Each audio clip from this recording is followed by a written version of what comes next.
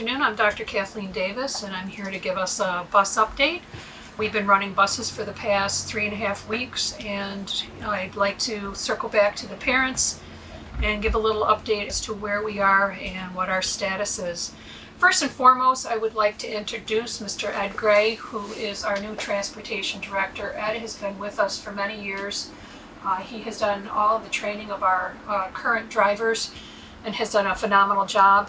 He's been working with the district for many years, so welcome aboard, Ed. Also, I'd like to introduce Michael Ferrara, who oversees transportation. He would be the layer above Ed, who will be providing ongoing support for Ed.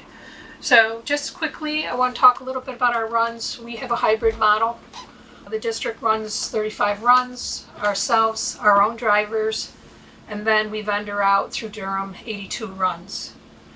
We do have and ask parents to please, if you have concerns about any of your routes or any issues, that you start with Mr. Gray. He is very personable and willing to jump in and work with all of the parents. We also have a new document that will be available at the end of this video of who to contact with phone numbers in case there is a concern or a problem in regards to transportation.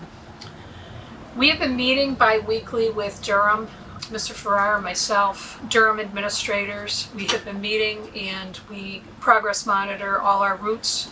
We monitor the times, and then based on our data, we work with the vendor to make adjustments to the routes. That's an ongoing process that starts in September and it continues throughout the school year. Please know this past couple weeks we've been hit with COVID. So there has been a little bit of a shortage of drivers, both with Durham and the district. So we had to, just like we do in classrooms, we did have to pivot and split up some runs in order for us to get all the students to school. We know we're not at 100% yet, but we are working towards that, and that's always the goal. We bus thousands of students. Our enrollment is 10,000.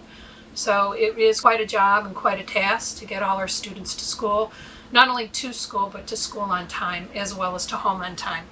If you're not using the bus, we do ask that you do call Mr. Gray so that we don't continue to stop at the house where you're living. It will help us be more efficient on our current runs.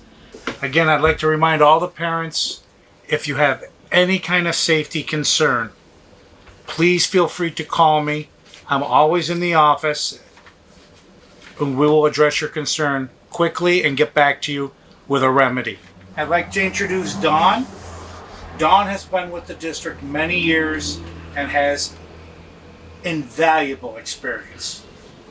Okay. Dawn, can you talk to us a little bit about, Sure. your role as a driver and what you feel is most important? The kids, definitely. You're the first person they see every morning. You try to make it so they have a good experience. You say good morning, learn their names as quickly as possible. That's really the key thing, is just to get to know them and maybe their little quirks, I guess you could say. And how many years have you been driving?